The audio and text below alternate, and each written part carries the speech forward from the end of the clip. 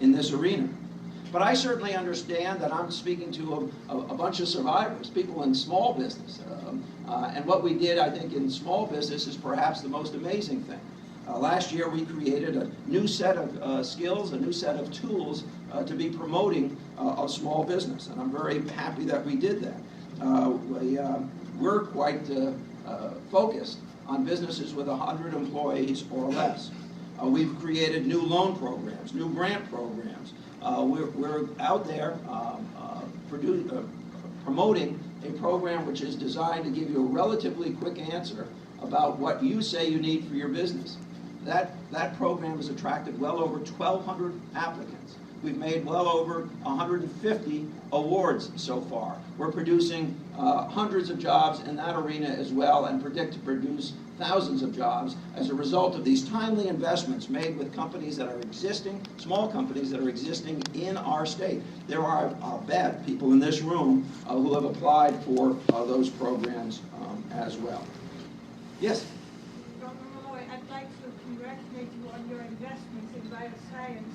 And I also want to invite you to come visit Protein Sciences, which is based in Meriden, because we are on the verge of getting a novel influenza vaccine approved. And I think we are one of those companies in the state that you can be proud of. I would like to invite you to come take that vaccine. The FDA will hopefully approve it before January 16, 2013. See, I thought the only guy who wanted to stick me with needles was the state senator sitting at your table.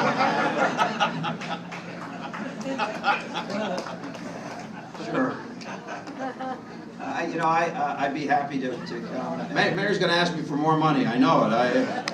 You've been great to Meriden and great to the other communities. You took a path and said we're not going to dump all the profits of the state's finances on the city. And none of us really expected that you were going to do as well for us as you did. Thank you for that. I also thank you for your recognition that communities are important and that the state needs to be a partner with us. Help to fund our educational program, our school program, our flood control, the TOD, and all those things, housing, that are critical to us. And I just want to thank you for stepping up at a very difficult time to do that for us. It's going to be unbelievably transformational for Meriden for years to come, and you have a lot that's responsible for. Well, let me say something about Meriden. Thank you. The mayor's done an outstanding job in advocating for his community, as he should. But when I say outstanding, I mean better than most. And not only that, but Meriden has championed for a long period of time some important projects which unfortunately had not been funded and needed to be funded. And so I don't think I'm sticking my neck out in trying to make appropriate investments in Meriden's future. You're ideally situated. You have a great workforce. You're near everything you need to be near, and you're a center of things that you need to be a center of. So the ability to be supportive of Meriden is quite frankly a no-brainer, which begs the question why some of these things didn't get done in prior administrations. Let me also just talk to this issue about going our direction. If you compare us to New Jersey and New York, for instance, those are two states that defunded municipal government by billions of dollars in both cases. New York State by $4 billion in a single budget. New Jersey about $3 billion in over a 2-year period of time. In Connecticut, we have some of the highest property taxes in the nation. If we had pursued that path, and that would be easy, by the way. See, if I had defunded local communities, I could stand up here and say, hey, I'd cut your taxes, or I cut our spending. But in Connecticut, where we already had the highest property taxes in the nation, doing that simply would be saying to those local communities, hey, we're going to call it a win for us, you lose. But I'm not your mayor, or I'm not your town council, or I'm not your alderman, or I'm not your first selectman. You go out and figure out how to explain to people why you have to raise the highest tax they're paying that much higher.